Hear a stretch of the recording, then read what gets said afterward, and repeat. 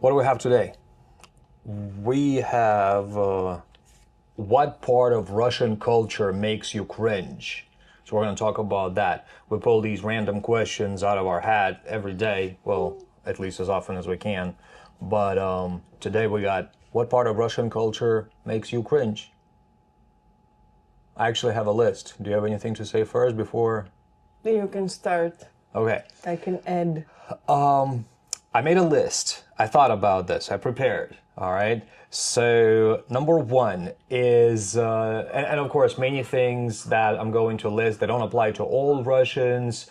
I'm definitely gonna say if something applies to me or not, and something applies to Masha or not. But the number one thing is kind of chronic like pessimism, negativity type of thing, right? Like where the belief that everything's gonna suck no matter what, like everything's gonna just turn to shit.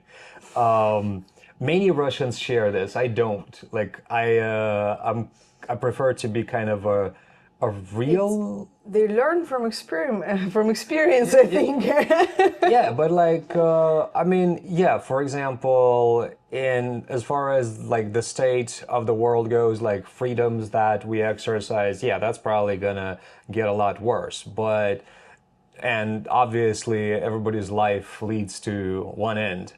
But it doesn't mean that absolutely everything is going to be negative. I mean, it's better to kind of weigh the situation rationally and look at the factors, you know, rather than just judging everything from that perspective. So yeah, many Russians, many are downers in that regards. The number one, number Yeah, because if you're happy all the time, so you're kind of an idiot, you know. right there, that right there, that's the mentality. Yeah, you know, like if somebody's happy, like what the fuck are you happy about? Yeah. Did you win a lottery or something? Why don't you share? You know, like that. Seriously. The number two thing is this pisses me off a lot, and man, it's I'm still working on that, and this is like ingrained in the Russian mentality. I think it's one of the shittiest parts that we have is the lack of initiative. It's the you know what I mean? Like it's the like don't stick out, не высовывайся. Oh yeah? Yeah. Because So of the history. yeah, because of history, like in class, at work, you're always taught that if you stick out, if you somehow are different, if you show initiative, you'll be punished for it.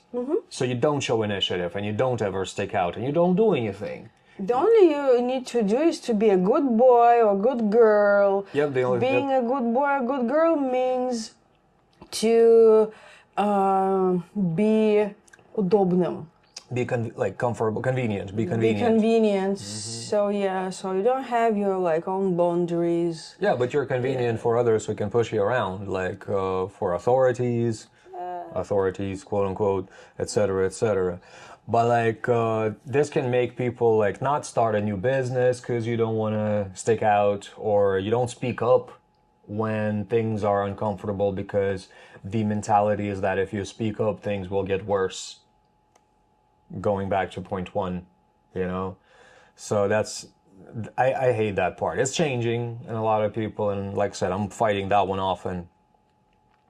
Number three, like, this is definitely not all Russians. I feel that there are like two types of Russians. Like, for example, if you look at expat communities, I mean, if you look at countries like Thailand, we live in Thailand currently, and there is the expat Russians, and then there is the package tour Russians. All right. So these are two very different strata. And what I'm about to say applies to the second one. Like the vast majority of cases is going to be the second one is rudeness in public life. Meaning that attempts to like assumption that everybody should speak Russian. Oh yeah. Like you're going out for mangoes and you'll get like, you know, like they'll get angry that people don't speak Russian. Like, mango, like you don't understand, like, ты что не понимаешь, блядь, 3 манго, да сколько стоит? Why don't you... It's like that, like and aggressively they expecting. and they suppose if they speak louder, so people will understand better. Americans do that too. So It's like, one God. day during World Cup, when it was in Russia, 2018. 2018, we had a lot of course, foreigners there. And Moscow Metro faced that situation. So I got into a metro station and saw a bunch of Mexicans with their hats, you know, in the metro station, and they were trying to figure out how to reach some station, because Moscow Metro is quite complicated if you not get used to it, you know. And there was It's big. yeah, it's huge, and there was a woman like employee, or how do I call it, like worker of metro worker, and she explained in Russian, pointing to the map how to reach the station. And when she realized that they don't understand, she just started explaining louder. You know, To Mexicans. to Mexicans. So I approached them and said, "Do you need help?" In English, and said, "Yes, please." They were so happy. But yeah, it's this can like extrapolate to like resorts and stuff, and you have like this like as far as not just, it's not rudeness, but it's like the typical behavior. Like if you see somebody on the beach hanging out like this. There is no your face. You know? Yeah, like Just, yeah. that's a package to a Russian. Again, don't like there's different strata, but you know it's there. Next one is I would say this goes back to like point one and point two, the mentality that there is like fatalism, nothing can be done. Like ничего не поделаешь, им виднее. Like when dealing with authorities, for example, oh, you know, they know better. Nothing can be done anyway. What can I do? I'm just... Even Tolstoy wrote about that. That hasn't changed. In Anna Karenina, for example. Yep. Like. So yeah, that's another thing that really kind of bugs me about the Russian culture.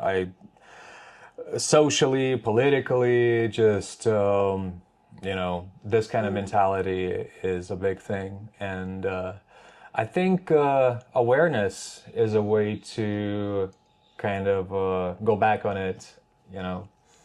But I do want to speak about it in English so that people are aware of what the mentality is often like. And this is a big part, that nothing can be done, belief. And another thing, and I mean, I share it to some point, low trust in strangers, but I don't share it as much actually, because like I don't really trust anybody, but I accept everybody as they are. So I'm friendly to everybody, and I smile at everybody, and it's a very American thing of me to do. Going back to me having said that I don't trust anybody just doesn't mean that I'm gonna let, you know, any stranger close to me immediately. So there is that level of like personal boundary that I need to keep. But initially, I'm much more American in communication, like in interaction with people, very friendly. But the lack of trust in many Russians is what creates this wall, this poker face, right? You know, you don't smile at anybody because you don't, like, why would you smile at a stranger? You don't know them. So there is this... Avoid eye contact. And avoid eye contact because of that, because any stranger potentially is danger, you know? I didn't think about, like, avoiding eye contact from the point that we have lack of trust. I thought about it just... why am I supposed to be like supposed to smile to to a stranger, you know? Yeah, you don't think about it, but like it really, when you start talking about people from other nations, if you're mindful, it kind of becomes more apparent that, I'm doing something different than these guys are doing. Actually, this is changes for me. It's changing. It is changing. And yeah, I smile much more right now. And avoid eye contact less. But if I meet Russian, I can tell, even from the back that. Yeah, Russians can tell other Russians Yeah. immediately. I avoid eye contact. I don't know why. It's just like a reflex. Reflex. Yeah. So yeah, there's that. And the last one that I have on my list that makes me kind of cringe is the, again, not everybody has this. Obviously, there's many business owners in Russia as well who are aware what it takes to get things done. But very often, my brother has this, the quick fix mentality. Oh, yeah. Yeah, the get rich quick. You're always fucking scheming. Like, seriously, I mean...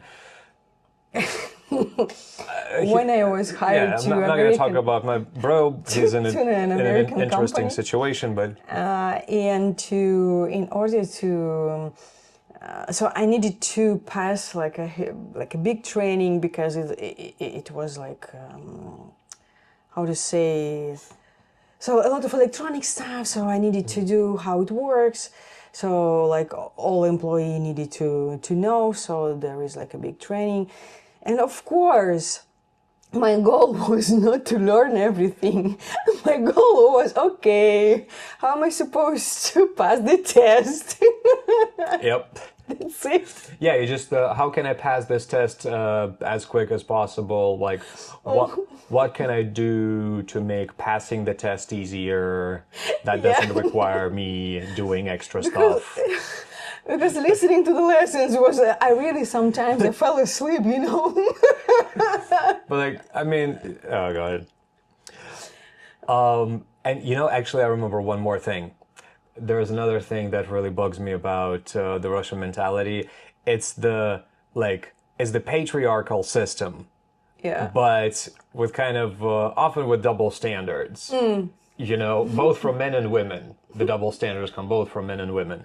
So you have this patriarchal system where men are expected to kind of be, it's not even the head of the family, like they're expected to be financially providing for women, right?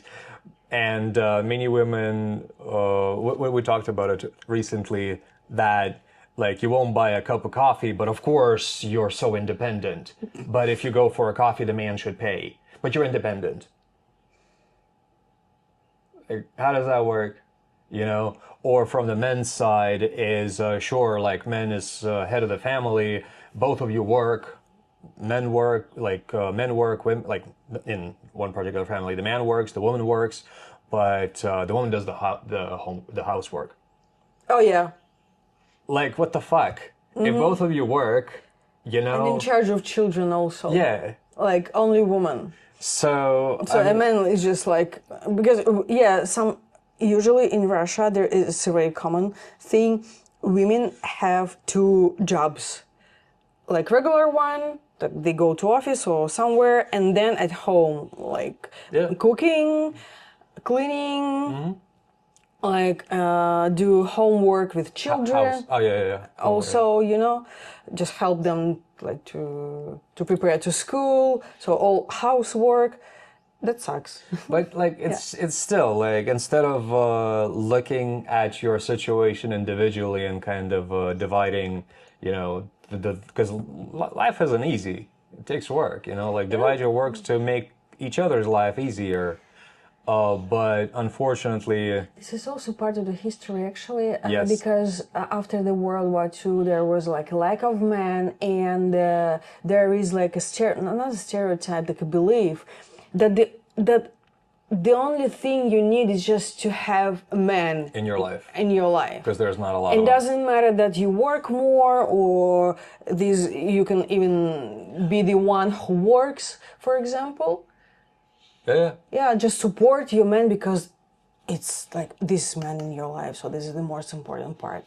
If you're not married, so you're like, не состоялась, how do I call it? You're not like, haven't accomplished anything. Yeah. So the biggest accomplish like woman, it's changing actually, but previous generation, I think it was like they provided that mentality also. And yeah, so this pseudo patriarchal system is weird.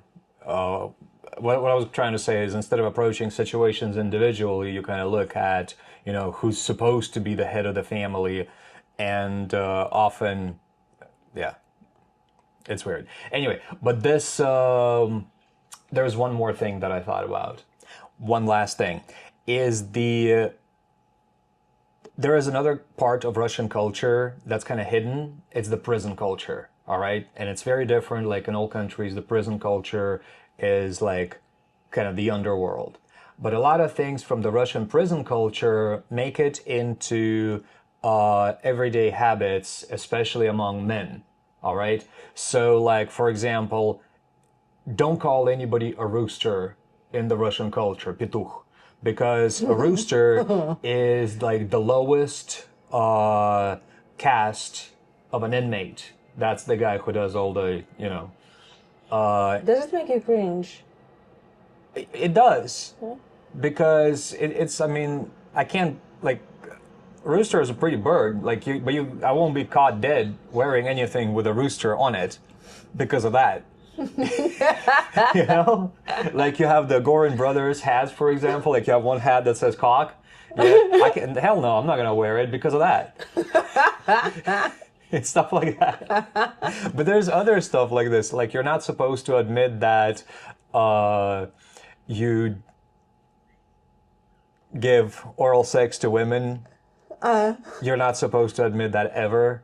All right, because it's where the goes. I don't know what I can say on YouTube or not. So like, natural, I would be a lot more graphic. But point is, you're not supposed to admit things like that ever.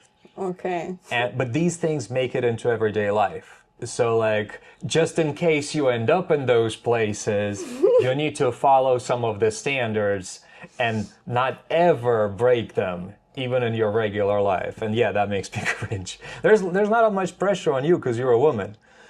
But there is another pressure on me, you know? It's like making borscht. you don't make borscht. What the fuck? I make breakfast. You just ate it. I mean, I haven't had borscht in like 2 years. I never made borscht. No, you haven't actually. I mean, no, in our case, actually, like, I make breakfast, she makes lunch, and then we go out. Anyway, if you have, this was a long one, but if you have anything about the Russian culture that you notice that's realistic and not stereotypical that makes you cringe, please write it in the comments, and maybe there is like a historical reason for it. Yeah, and there is an adjustment that actually we love our culture because it doesn't mean we just, there is some part that make us like cringe. But that's a separate topic. Yeah, and we did record it, but yeah, but it's lost. It's my turn. All right. Yeah. Do you believe in past lives or any kind of destiny? Do we believe in past lives or any kind of destiny? Okay. We'll talk about that tomorrow. If you have a question of your own that you wanted us to discuss, please drop it in the comments and we'll drop it in the hat. And please don't forget to give this video a like and subscribe to the hat. And thank you for watching. See you in the next one.